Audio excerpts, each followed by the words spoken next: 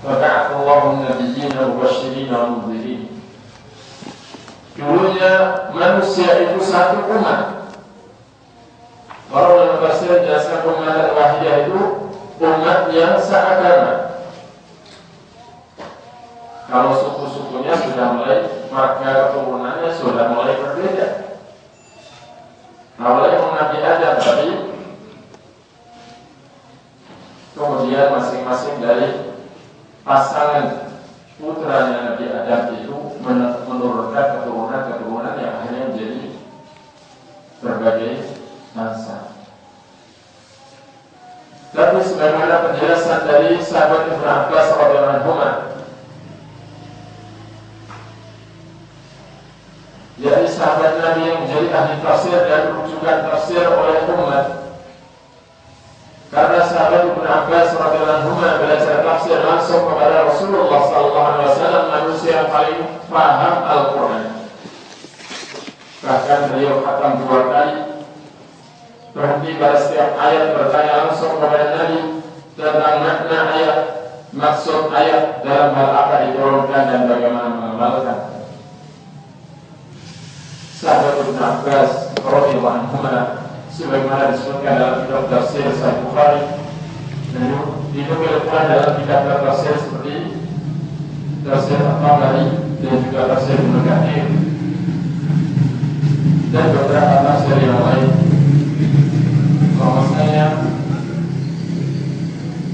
berdasarkan an-nas ummah wahidah, dijelaskan oleh beliau bahwasanya dahulu manusia sejak zaman Nabi Adam sampai 10 generasi setelahnya, mereka itu masih di atas Islam, di atas tauhid, dan belum terjadi di dunia ini yang namanya syirik. Belum terjadi di dunia ini sampai 10 generasi setelah Nabi Adam itu yang namanya keyakinan bahwasanya ada selain Allah yang mencipta, menguasai atau mengatur alam raya. Belum ada pula keyakinan bahwasanya ada selain Allah itu punya hak yang sama dengan Allah Ta'ala untuk diibadahi. Belum ada yang namanya isti'anah, istighatsah kepada selain Allah. Belum ada yang namanya berdoa memohon kepada selain Allah. Belum ada yang namanya membuat sesaji untuk takarrub, mendekatkan diri, mencari ridhonya selain Allah. Intinya manusia masih di atas tauhid, meskipun kemungkaran yang lain sudah terjadi, seperti pembunuhan itu sudah terjadi sejak masa generasi anaknya Nabi Adam alaihissalam, sebagaimana kisah Qabil dan Habil. Namun yang namanya kesyirikan, dosa paling besar yang paling mengundang adab itu, kezaliman paling agung itu belum dilakukan oleh manusia. Belum dilakukan oleh manusia. Kemudian ketika di masa zamannya Nabi Nuh alaihissalam, saat itulah mulai pertama kali muncul yang namanya kesyirikan. Diawali dari kecintaan berlebihan dan pengkultusan kepada orang-orang saleh, sikap guru berlebihan kepada orang-orang saleh, dan di antara orang-orang saleh yang disikapi berlebihan, yakni sebagai wali-wali Allah dan kuburannya dibangun dan dibikinkan monumen untuk mengenang kesalehan mereka berupa patung-patung mereka dan tempat-tempat yang biasa mereka gunakan untuk duduk ini juga dikeranakan. Di antara orang-orang saleh itu namanya Wad, Suwa', Yawud, Ya'uq, dan Nasr. 5 orang saleh. Kata Ibnu Abbas radhiyallahu anhu, "Hadi asma' unas salihin min qaumi Nuh." Yakni 5 yang berhala yang disembah oleh kaum Nabi Nuh ini adalah nama-nama orang saleh yang ada di kaumnya Nabi Nuh alaihissalam. Sebagaimana itu dijelaskan di atas oleh ulama, dinukil pula oleh Imam Bukhari dalam kitab Sahihnya. Jadi ini adalah ceritanya awal yang munculnya kesyirikan di muka bumi dan disebabkan oleh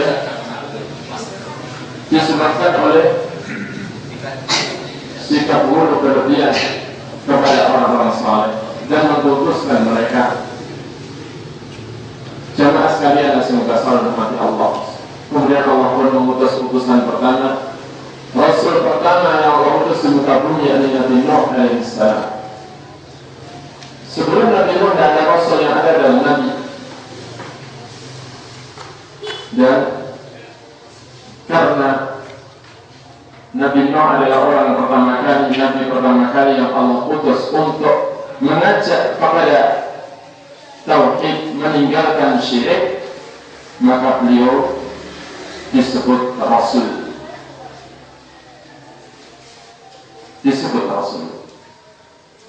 Jamaah sekalian yang semoga selalu dirahmati Allah, yang mengatakan bahwa Nabi Nuh alaihissalam adalah Rasul pertama bukan saya, tapi Rasulullah sallallahu alaihi wasallam dalam hadisnya sahih di antara yang diriwayatkan Bukhari dan Muslim, yakni ketika beliau bercerita tentang bahwa keturunan Adam di hari kiamat nanti, hari akhirat nanti, ditetapkan setiap 1000 dari keturunan Nabi Adam, yaitu dari kalangan manusia, setiap 1000 orang yang harus masuk neraka adalah 999.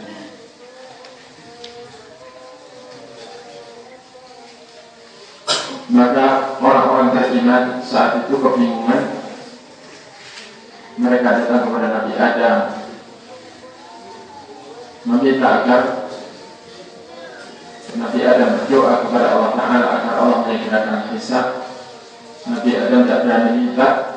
Nabi Adam menyuruh mereka untuk datang kepada Nabi Nuh dengan kalimat, Uktu Nuhan awal rasulin arsalallahu fil ardh. Datanglah kalian kepada Nuh, pertama kalinya Rasul yang Allah utus di muka bumi.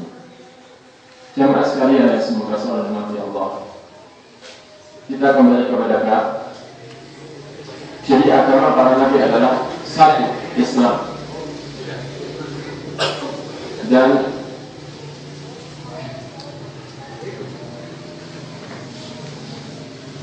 dakwah mereka tentunya kepada Islam. Dakwah mereka tentunya adalah Islam. Kemudian perlu diketahui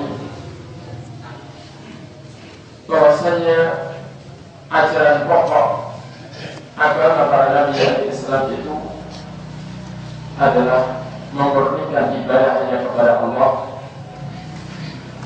dan meninggalkan seluruh peribadatan kepada selain Allah. Ini inti yang pertama dari ajaran Islam. Dan itu pula yang menjadi ajaran pokok seluruh Nabi dan Rasul, yakni memurnikan ibadah hanya kepada Allah. Memurnikan ibadah hanya kepada Allah, meninggalkan seluruh peribadatan kepada selain Allah. Itu inti pertama ajaran para Nabi.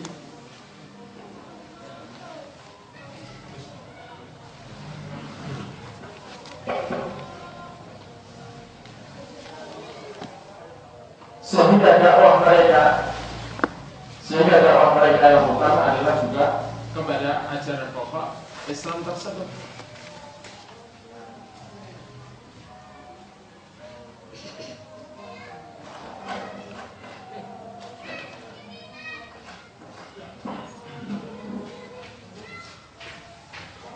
Mengajak manusia untuk memurnikan ibadah hanya kepada Allah dan meninggalkan seluruh peribadatan kepada selain Allah. Kemudian bagi yang sudah mau menerima syahwat ini, bagi yang mau sudah mau menerima seruan itu,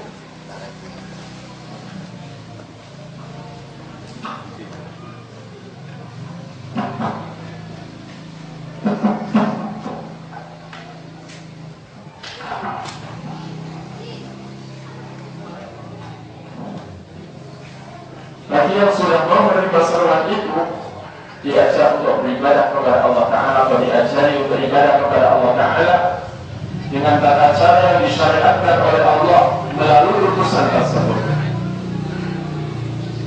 sesuai wahyu syariat yang diwahyukan oleh Allah melalui Rasul tersebut.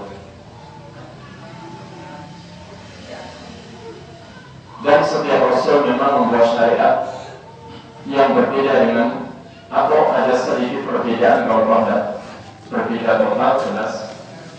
Itu ada perbedaannya dengan Rasul yang lain. Karena Allah mengatakan likullin ja'alna minkum syir'atan wa minhaja. Untuk masing-masing Rasul kami buatkan untuk mereka, untuk masing-masing Rasul dari mereka kami buatkan untuknya syir'atan wa minhaja, yaitu syariat dan minhaj, yaitu metode atau metodologi ajaran syariat.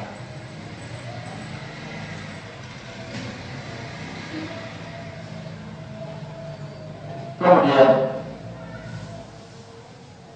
perlu diketahui bahwasanya kembali kepada bahwa inti ajaran Islam adalah tauhid, dan itulah memang inti ajaran yang dibawa oleh semua Rasul dan yang didakwahkan oleh mereka.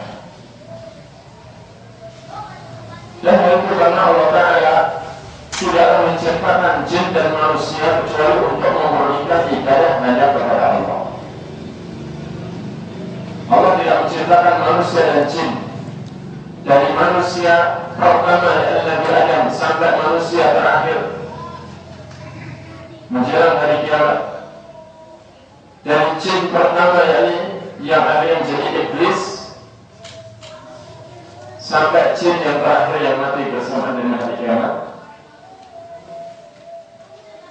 semuanya tidaklah diciptakan kecuali untuk tujuan agar mereka memurnikan ibadah hanya kepada Allah, agar tidak beribadah kecuali hanya kepada Allah, agar tidak lagi beribadah kepada selain Allah. Sebagaimana Allah katakan dalam surat Az-Zariyat, "Wa ma khalaqtul jinna wal insa illa liya'budun."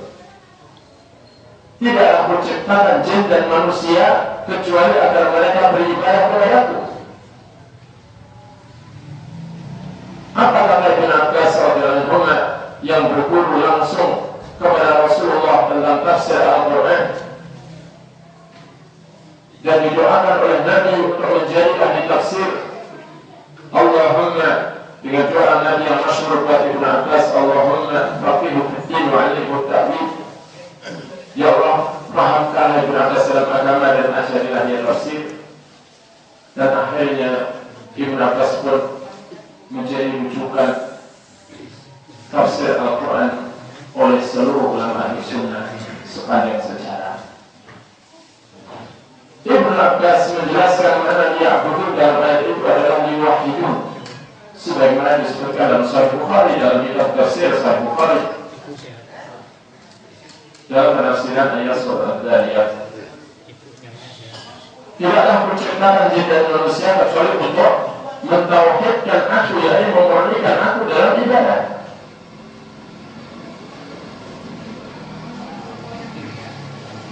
Karena tujuan diciptakan manusia adalah itu, maka Allah menurunkan kitab, mengutus utusan untuk menjelaskan bagaimana ibadah yang diterima, supaya manusia tidak beribadah dengan cara masing-masing, supaya manusia itu tidak beribadah sembarangan. Sehingga semua Rasul ini memperkenalkan umatnya kepada Allah Ta'ala agar mereka mengenal Allah dengan benar, sehingga tidak salah yang disembah. tidak mengenal Allah, misalnya harus menggambarkan Allah itu seperti apa harus disembah, maka hakikatnya bukan kepada Allah yang menyembah. Seperti orang musyabbihah yang menyerupakan Allah dengan makhluk, dikatakan oleh para ulama, al-musyabbihah ya'budu sanaman wal mu'attilah ya'budu adaman. Orang yang menyerupakan Allah dengan makhluk, hakikatnya menyembahnya adalah kepada berhala. Berhala hasil gambaran dia yang diberi nama Allah oleh dia sendiri. Karena tidak mengenal Allah dengan baik sesuai yang dikabarkan Allah melalui utusannya. Sedangkan orang yang menolak sifat-sifat Allah seperti orang Jahmiyah dan Mu'tazilah, hakikatnya beribadah kepada yang tidak karuan.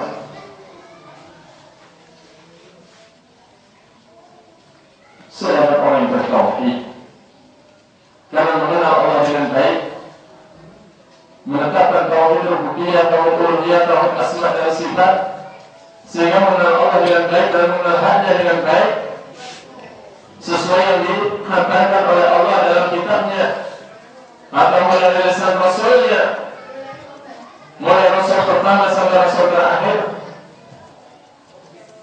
mengikut para Nabi, mengikut para Rasul yang setia, yang mau mengkaji ajaran yang dibawa oleh setiap Rasul di zamannya.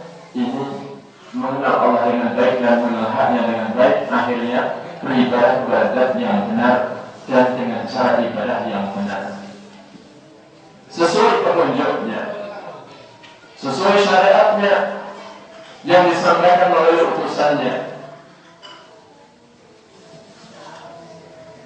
Jamaah sekalian yang semoga selalu dirahmati Allah, kalimat tauhid la ilaha illallah itu adalah kalimat yang Allah wahyukan kepada setiap Rasul untuk dikumandangkan pada kaumnya dan untuk diikrarkan oleh kaumnya. Ya, kalimat la ilaha illallah itu ada yang menerima dan ada yang menolaknya. Bagi yang tidak mau meninggalkan peribadatan kepada selain Allah, pada menolak kalimat ini.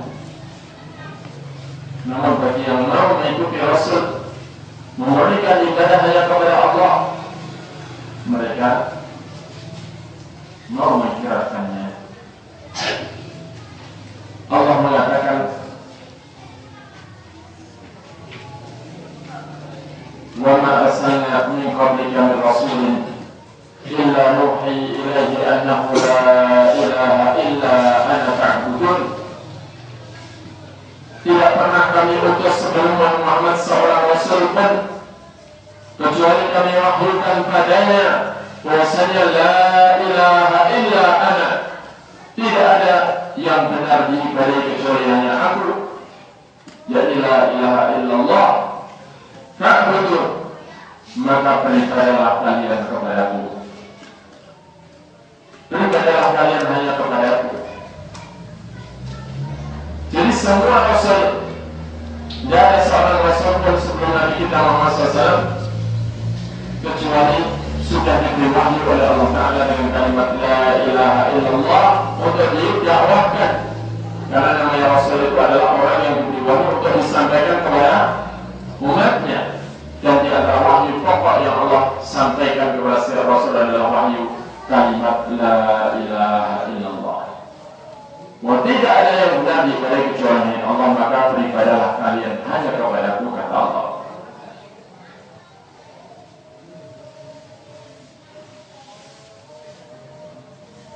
Kemudian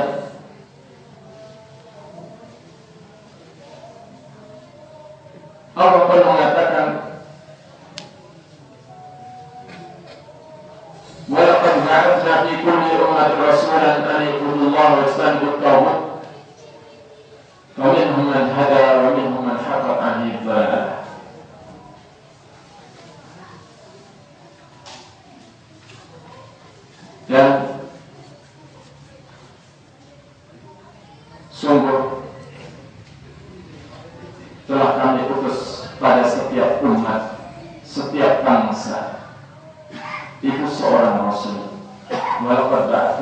kulli ummati rasulan. Jadi minimal setiap bangsa itu pernah diutus minimal seorang rasul. Kadang-kadang suatu bangsa diutus banyak rasul padanya, seperti Bani Israel. Bahkan Nabi di kalangan Bani Israel itu ribuan, dan yang menjadi rasul sangat banyak.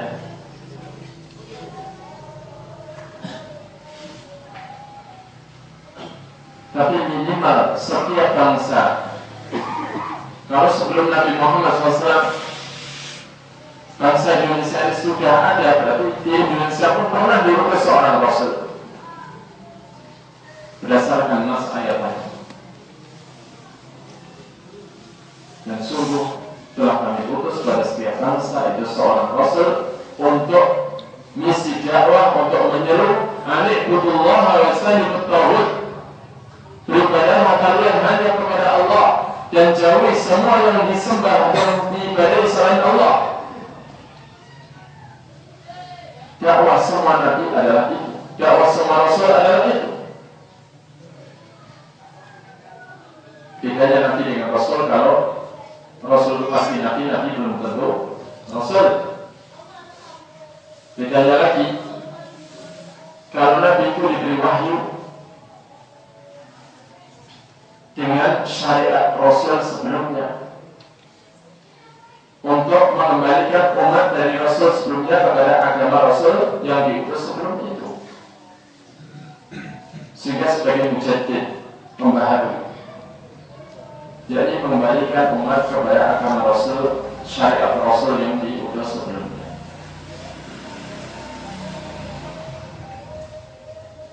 Adapun rasul itu orang yang diberi wahyu dengan syariat baru.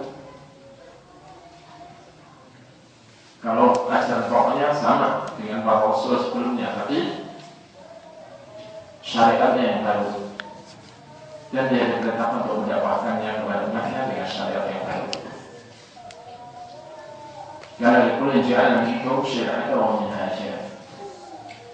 Kata Allah, untuk masing-masing nabi, untuk masing-masing rasul kami jadikan untuknya syariat dan minhaj, jalan.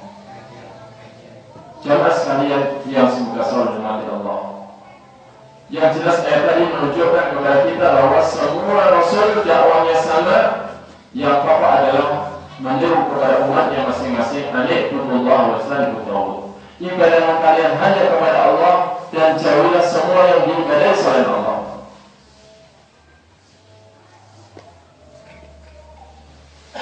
Atau jauhilah peribadatan kepada selain Allah.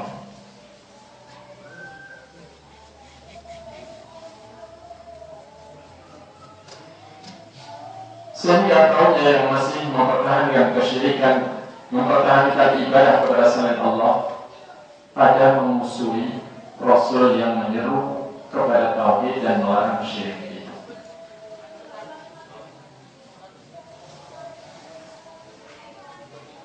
Jamaah sekalian yang semoga selalu dirahmati Allah,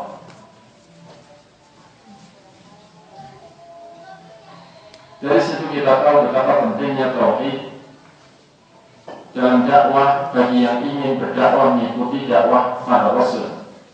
Cara dakwah para rasul, manhaj dakwah, metodologi dakwah para rasul, mengutamakan dakwah tauhid sebelum bab yang lain, mengutamakan ajakan untuk memurnikan ibadah hanya kepada Allah, dan agar umat meninggalkan segala peribadatan kepada selain Allah. Kalau dakwahnya kepada kaum muslimin, masa juga masih berlaku dakwah seperti itu? Jawabannya iya. Karena banyak orang Islam menurut Allah itu masih belum bersih dari kesyirikan. Orang yang mengaku beriman, menyatakan iman, itu ternyata juga masih banyak yang berbuat kesyirikan. Itu yang mengatakan bukan saya, yang menilai bukan saya, nggak tahu apa-apa, tapi yang menilai adalah Allah yang Maha Tahu. billah illa wa hum musyrikun. Tidaklah kebanyakan orang yang menyatakan iman kepada Allah kecuali mereka juga masih pada musyrik, berbuat kesyirikan. Apalagi umat Islam akhir zaman, di mana Rasul sudah mengatakan bahwasanya akan banyak kabilah, banyak suku, banyak bangsa dari umat beliau yang akhir zaman akan menyusul kaum musyrikin dalam hal ajaran dan mengikuti Yahudi serta Nasrani. Sebagaimana yang dikatakan dalam hadis yang sahih, la taqumu as-sa'ah hatta talhaqa qabail min ummati bil musyrikin wa hatta ta'budu qabail min ummati al-awthan. Tidak akan terjadi kiamat sehingga sudah banyak kabilah dari umatku menyusul orang-orang musyrik, dan tidak terjadi kiamat sehingga sudah banyak kabilah dari umatku beribadah kepada berhala. Jemaah sekalian yang semoga selalu dirahmati Allah.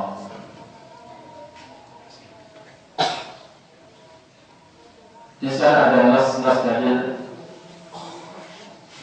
secara global menunjukkan bahwasanya dakwah para rasul adalah mengajak kepada agama mereka, yaitu agama tauhid, pemurnian ibadah hanya kepada Allah, ikhlasul ibadah lillahi wahdah, pemurnian ibadah hanya kepada Allah saja. Dan pokok yang kedua adalah mengajak umatnya yang sudah mau meyakini bahwasanya hanya Allah sendiri yang berhak diibadahi. Selain Allah, apapun namanya, siapapun makhluk itu, walau seorang malaikat atau seorang nabi rasul, tidak berhak diibadahi, apalagi selain malaikat dan rasul itu tidak berhak diibadahi. Kalau sudah mau menerima keyakinan itu dan mengikrarkan kalimat tauhid la ilaha illallah, yang artinya la ma'budu bihaqqin illallah, tidak ada yang benar diibadahi kecuali hanya Allah, maka diajak untuk mentaati Rasul yang diutus kepada mereka itu dalam tata cara beribadah kepada Allah.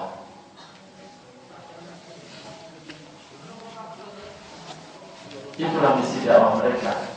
Sebagaimana Allah katakan dalam surat Al-A'raf di banyak ayat, seperti Nabi Nuh, Rasul pertama, Allah mengatakan tentang Nuh dalam surat Al-A'raf, laqad arsalna Nuhan ila qaumihi faqala ya qaumi ibudullaha ma lakum min ilahin ghairuh. Dan sungguh telah kami utus Nuh kepada kaumnya, maka Nuh berkata, wahai kaumku, u'budullaha, beribadah kalian kepada Allah, yang mana punya ilahin ghairuh, kalian tidak punya sesembahan yang benar selain Dia. Jadi apa yang kalian ibadah selain Allah berupa orang-orang saleh, yang nama-nama orang saleh itu diantaranya yang disembah oleh kaumnya Nuh diabadikan adalah dalam surat Nuh, yaitu Wad, Suwa', Yawuf, dan Nasr. 5 orang-orang saleh yang pun dan kesalehannya diyakini sebagai para wali yang diaturkan oleh mereka dan biasa dimintai tolong oleh mereka. Dan mereka kalau berkah ke kubur-kubur mereka dan monumen-monumen berupa patung-patung mereka, ini dikatakan oleh Nabi Nuh alaihissalam sebagai kesyirikan yang harus ditinggalkan. Mereka tidak berhak disembah, mereka hanyalah hamba Allah. Hamba itu kewajibannya menghamba kepada Allah, bukan dituju dengan penghambaan. Tugasnya hamba adalah beribadah kepada Allah, bukan diibadahi. Setiap hamba wajib menyembah Allah, bukan disembah. Itu hanya dipahamkan oleh Nabi Nuh alaihissalam siang malam, dakwah laila wa naharan, siang dan malam.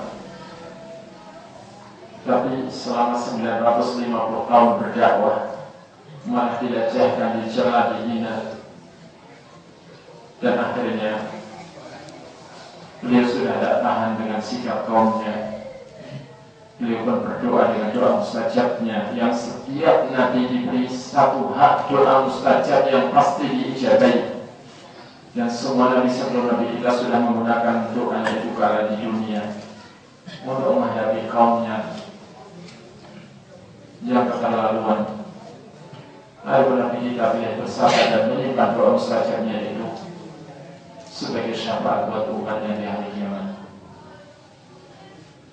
Dari situ kita tahu Nabi kita Muhammad SAW adalah Nabi yang paling sabar dibandingkan kesabaran para Rasul yang semuanya juga sebenarnya orang yang sabar.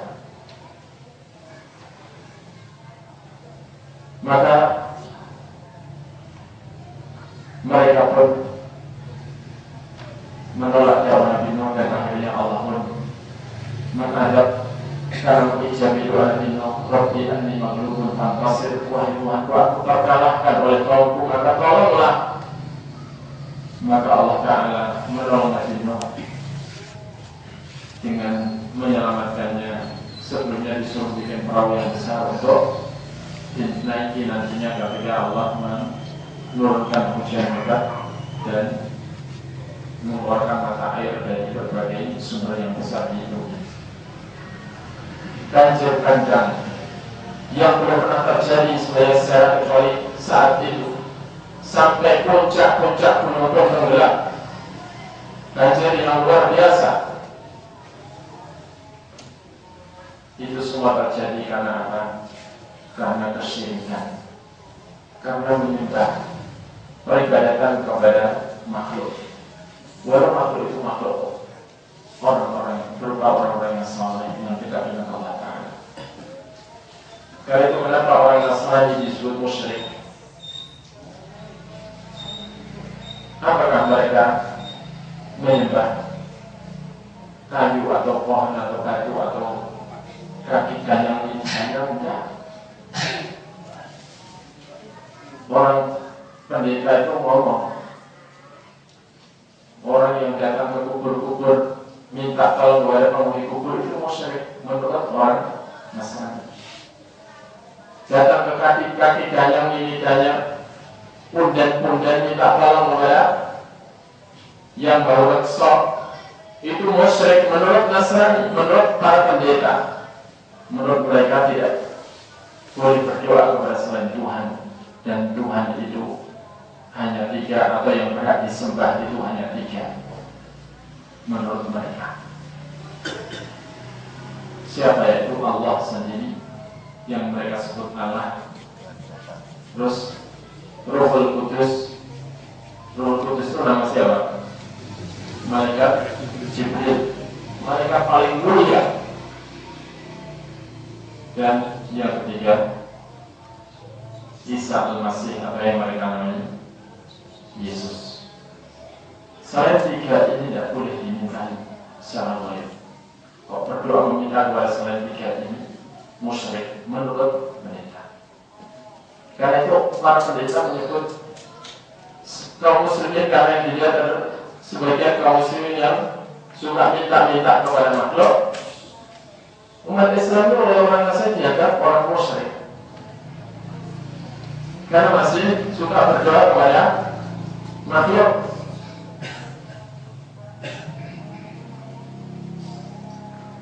Tapi sebenarnya apakah begitu? Sebenarnya agama para Rasul adalah Islam, dan termasuk Islam yang kita pegangi tetap komitmen dengan kalimat la ilaha illallah, tidak ada yang benar diibadahi kecuali hanya Allah. Kita pun setiap hari mengikrarkan, dan ini tidak dipahami oleh orang Nasrani. Iyyaka na'budu wa iyyaka nasta'in. Hanya kepadamu ya Allah kami beribadah, dan hanya kepadamu kami minta tolong. Dan Nabi pun mengatakan, idza sa'alta fas'alillah wa la idza sa'alta fas'alillah wa idza sta'anta fasta'in billah. Kalau kau minta-mintalah kepada Allah. Kalau kalian minta tolonglah kepada Allah. Syekh Abdul Qadir Jailani ini sudah berpesan juga sebagaimana dicantumkan dalam kitab beliau Al-Fathur Rabbani. Idza sa'alta fas'alillah, idza sta'an idza sa'altum fas'alullah wa la tas'alu ghairah. Wa idza sta'antum fasta'inu billah wa la tasta'inu bighayrihi. Irfa'ul wasa'ita bainakum wa bain Allah wa ilahum kufakum ahawasir. Kalau kalian minta kepada Allah, jangan minta kepada selainnya. Jadi minta secara baik, minta kepada Allah, jangan minta kepada selainnya. Jangan minta kepada Nabi, minta kepada malaikat, minta kepada, jangan. Maka Nabi Isa masih hidup pun tidak boleh diminta, apalagi nabi-nabi yang lain yang semuanya sudah meninggal.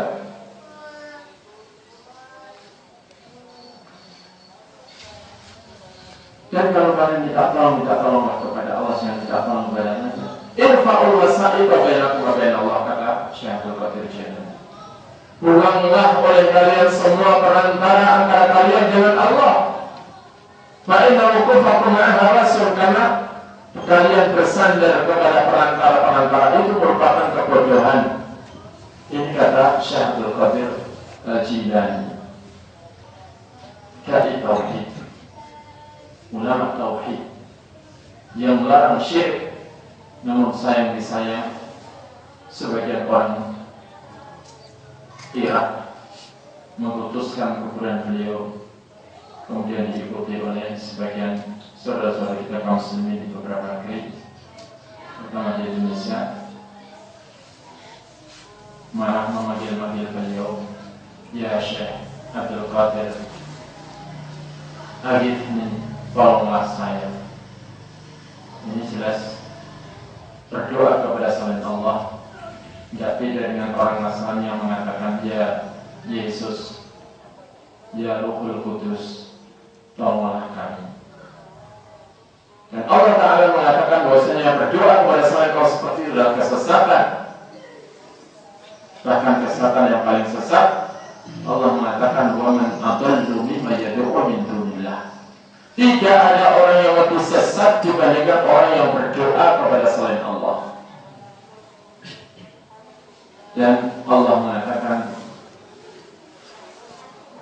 lahu da'watul haqq walladzina yad'una min dunihi la yastajibuna lahum bi syai' illa kabasiti kaffayhi ilal ma'i yablugha fahu wa ma huwa bibaligh wa ma du'a'ul kafirina illa fi dhalal. Hanya kepada Allah doa yang benar, lahu da'watul haqq.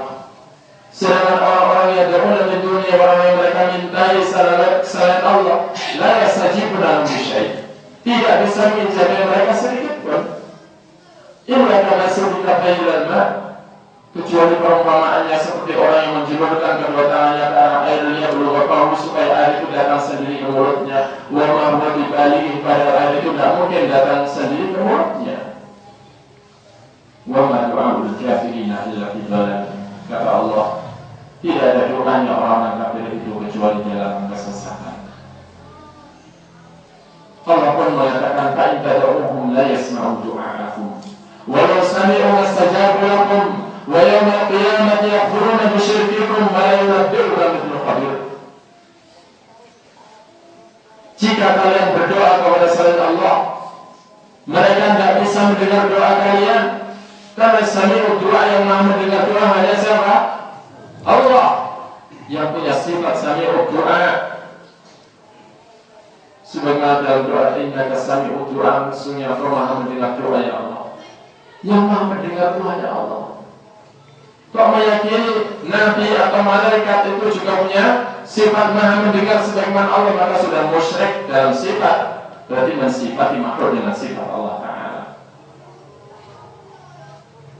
Kata Allah, la yasma'u du'a'akum walau sami'u, seandainya mendengar sekalipun, mastajabu lakum, tidak bisa mengijabai kalian. Seandainya memanggil malaikat Jibril, ya Jibril, ya malaikat Jibril, kau malaikat yang paling mulia di sisi Allah, tolonglah saya. Engkau syadidul quwa, yang paling kuat, sangat kuat di kalangan malaikat, tolonglah saya. Misalnya begitu. Seandainya saat itu malaikat Jibril tidak mendengar ketika beliau di langit atau di mana, tidak mendengar.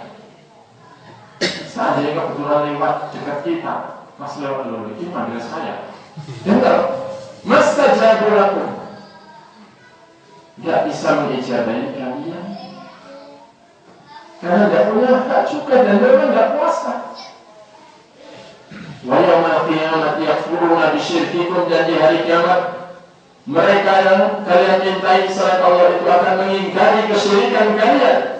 Ayat ini jelas mengikut berdoa kepada sana Allah sebagai kesyirikan. Allah sendiri yang menamai syirik.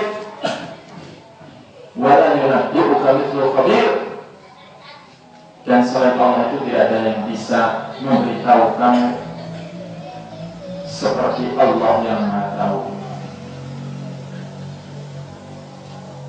Dan masih seakrab. Dan kalau kita paham membaca Al-Quran dari awal sampai akhir bagaimana kesyirikan kaumnya para rasul yang menentang dakwah para rasul, rata-rata syiriknya adalah syirik doa, syirik dalam doa, yakni mereka masih suka berdoa memohon secara baik, meminta secara baik kepada selain Allah. Jamaah sekalian yang semoga selalu dimati Allah, itulah yang ditentang oleh para nabi, para rasul dalam dakwah mereka. Karena itu semua rasul mengatakan, "Ubudullaha ma lakum ya qaumi ubudullaha ma lakum min ilahin ghairuh." Wahai kaumku, beribadah kalian kepada Allah yang kalian tidak punya sesembahan yang benar selain Dia. Itu tadi Nabi Nuh jawabannya begitu menurut Al-Quran. Bagaimana Nabi Hud? Nabi setelah Nabi Nuh, Allah mengatakan, wa ila 'adin akhahum Huda qala ya qaumi ibudullaha ma lakum min ilahin ghairuhu afala tattaqun. Dan kepada kaum Ad kami utus saudara mereka, yakni maksudnya dari bangsa mereka sendiri itu Hud sebagai rasul. Maka Hud berkata, wahai kaumku, beribadahlah kalian kepada Allah yang kalian tidak punya sesembahan yang benar selain Dia. Tidakkah kalian itu takut pada takut? Yakni dalam tafsirnya, apa takutuna an ta'budu Allah wa ghairuhu. Kenapa kalian tidak mau takut masih beribadah beserta Allah kepada selainnya? Padahal kalian tidak punya sesembahan yang benar selain Allah. Kenapa masih juga membagi ibadah kadang-kadang kepada Allah, kadang-kadang kepada selainnya? Kadang-kadang kepada zat yang benar yaitu Allah, kadang-kadang kepada yang tidak berhak disembah yaitu selain Allah. Kemudian Nabi Saleh, yakni kepada kaum Tsamud. Bagaimana dakwah Nabi Saleh? Allah katakan, wa ila Tsamud akhahum salihah qala ya qaumi ibudullaha ma lakum min ilahin ghairuh. Dan kepada kaum Tsamud kami utus saudara mereka yaitu Saleh. Saleh pun berdakwah mengatakan, wahai kaumku, beribadahlah kalian kepada Allah yang kalian tidak punya sesembahan yang benar selain Dia. Kemudian bagaimana dakwahnya bapaknya para nabi yaitu Nabi Ibrahim alaihissalam. Abdul Anbiya, bapaknya para nabi, karena keturunan Nabi Ibrahim ini jadi nabi ribuan. Bahkan ada yang mengatakan sampai 124.000. Dan termasuk Nabi kita Muhammad SAW adalah keturunan Nabi Ibrahim alaihissalam. Nabi Isa, Nabi Musa, semua keturunan Nabi Ibrahim alaihissalam. Nabi Ishaq, Nabi Yaqub, Nabi Yusuf, keturunan Nabi Ibrahim alaihissalam. Maka Allah mengatakan tentang Nabi Ibrahim alaihissalam, wa Ibrahim idh qala liqaumihi ibudullaha wattaquh dzalikum khairul lakum in kuntum ta'lamun innama ta'buduna min dunillahi awthana wa takhluquna ifka innal ladzina ta'buduna min dunillahi la yamlikuna lakum rizqa fattahu indallahi rizqa wa'buduhu washkuru lahu ilaihi turja'un. Dan Ibrahim, ingatlah ketika ia berkata kepada kaumnya, ingatlah ketika Ibrahim berkata kepada kaumnya, beribadahlah kalian kepada Allah dan bertakwalah kepadanya. Itu lebih baik bagi kalian jika memang kalian itu mengetahui sesungguhnya yang kalian ibadah selain Allah itu hanyalah berhala-berhala. Ingat, Tapi ausnan itu tidak dengan asnam. Ausnan itu berhala. Asnam itu patung. Kadang-kadang asnam patung jadi berhala. Kadang-kadang watan tidak berupa patung. Berhala itu bisa berupa sesuatu yang tidak pernah ada. Contoh, Nyai Roro Kidul. Sebenarnya Roro Kidul itu ada benar? Tidak ada. Saya sudah lama pesan-pesan pengen ketemu. Tidak. Tidak ada yang ketemu. Tidak pernah ketemu. Nogo tahun, nogo sasi, nogo dino. Itu ada tidak? Dukun yang ngomong adanya, dia sendiri tidak pernah tahu sumutnya nogo itu atau ekornya. Tapi karena ditakuti kemudian dicari ridhonya, dilakukan takarruf padanya, maka jadi berhala. Brahmana Siwa Wisnu itu ada enggak? Ya ada. Coba kalau ada suruh sini, suruh memblok saya wis tidak apa-apa.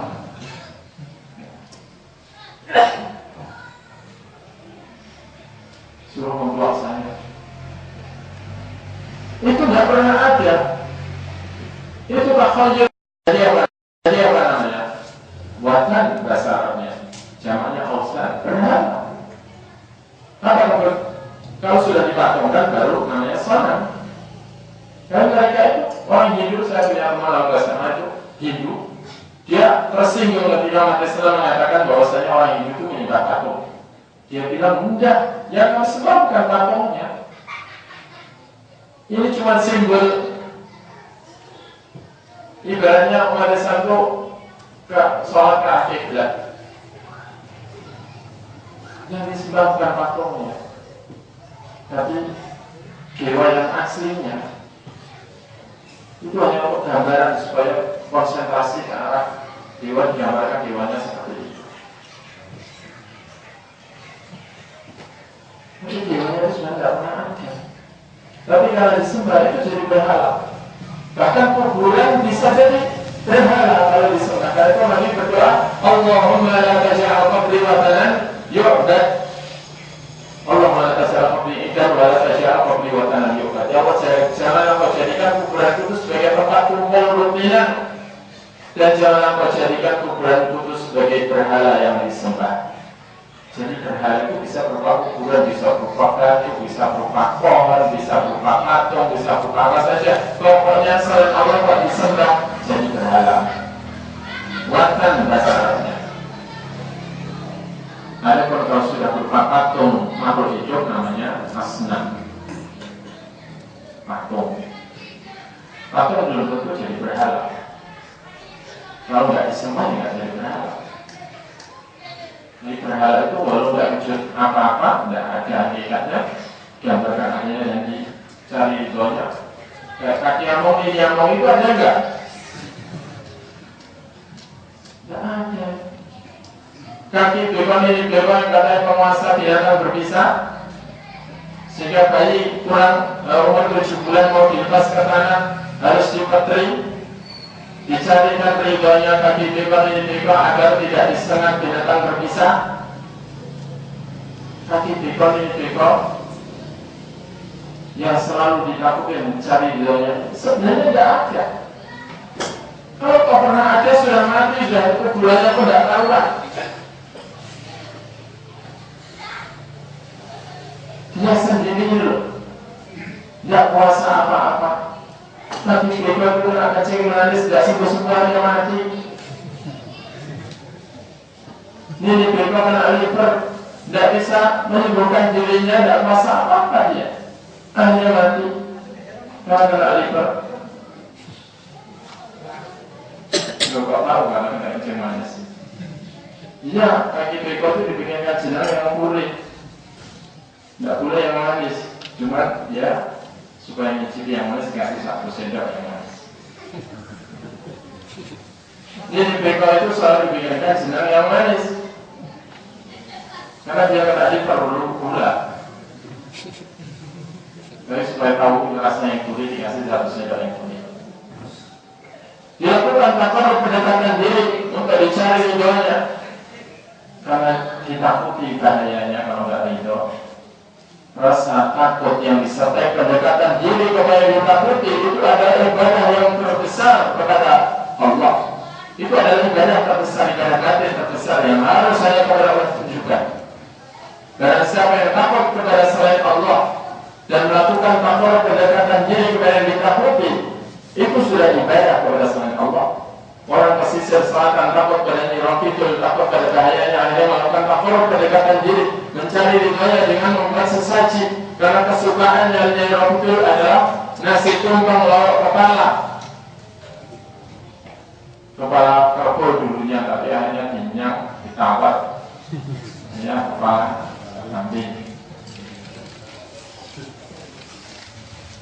Orang-orang di Bali setiap hari buat saji kecil, berisikan jajan pasar, dan juga ada telur, kalau dulu soal telur bebek namanya.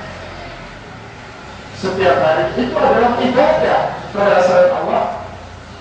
Mereka takut kepada siwa. Mereka takut kepada siwa. Akhirnya dicarilah ridhonya dengan cara dibuatkan sesajen kecil seperti ini. Ada jajan pasar, ada kembangnya, pakai jandul, terus ada akhirnya pakai jandul, terus ada telurnya, asin, bebek. Karena tiap hari harus belikan siwok, telur asin. Ya, juga bisa ludes. Apalagi telur mahal, akhirnya dia sudah dikasih telur ayam. Wah, ternyata kasih telur ayam tidak ngamuk ya. Akhirnya coba kasih telur puyuh. Ngasih ngamuk apa tidak, marah apa tidak. Ternyata kasih telur puyuh sekian lama tidak marah. Wah, telur puyuh akhirnya mahal juga dikali. Akhirnya dikasih kacang telur. Kasih kacang sange, itu kacang sange, kacang sapu, harus dibalik. Karena untuk bohongi dewa siwa dikira telur itu.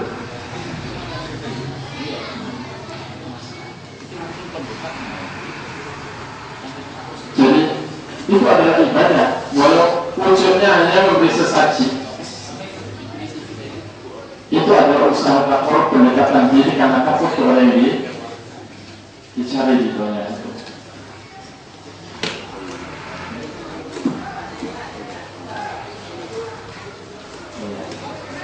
Jadi intinya dakwah semua Nabi adalah begitu, termasuk Nabi kita Muhammad SAW. Beliau begitu diangkat menjadi Rasul. Apa dakwah beliau? Apa mengajak salah?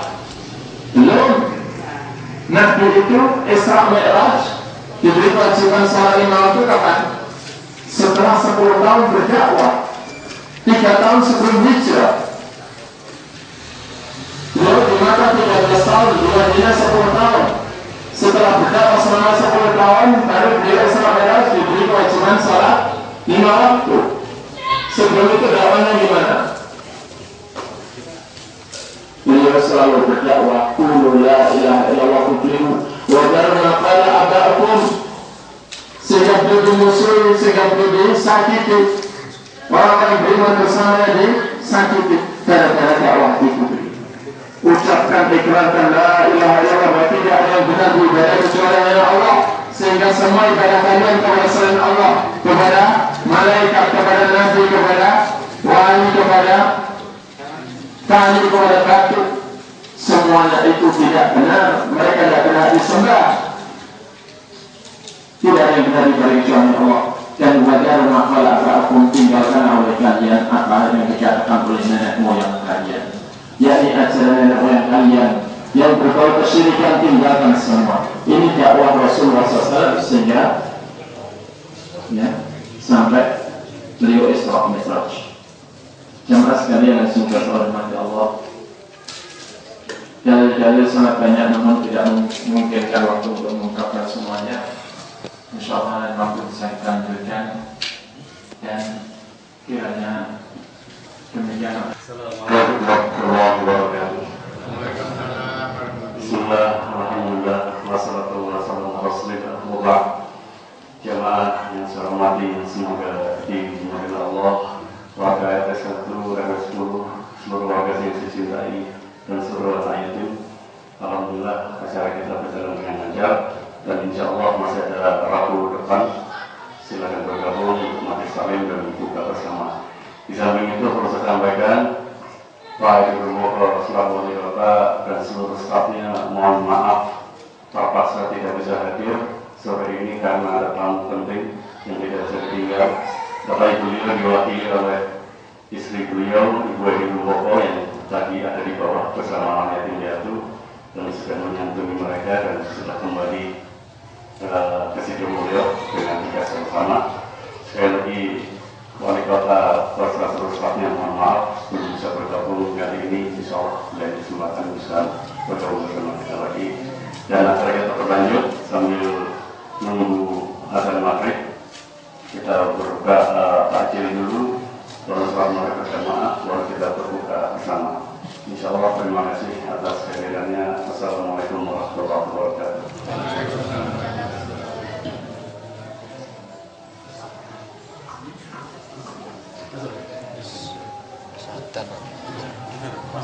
Satu. Masuk. Sadar.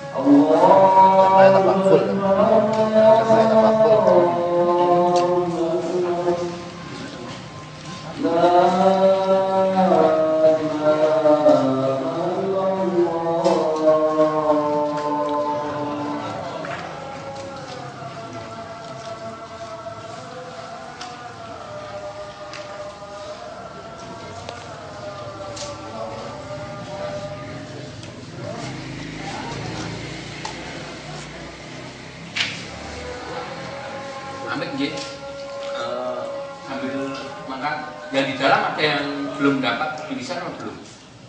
Ada. Berapa? Satu. Ya, Angkat tangan, angkat tangan. enggak, khusus yang anak enggak boleh ya, yang anak khusus yang belajar. Ya. Ini sampai 2, 3, 4, 5, 6, 7, 8, 9. Ya enggak. Nah, nanti ngambil di luar sini ya. Ya. Apa gimana? Abul, diberikan saja Abul. Diberikan saja. Tapi enggak. Iya, kalau yang 9 tadi di sini ya, ambil di sini. Kita siapkan nih.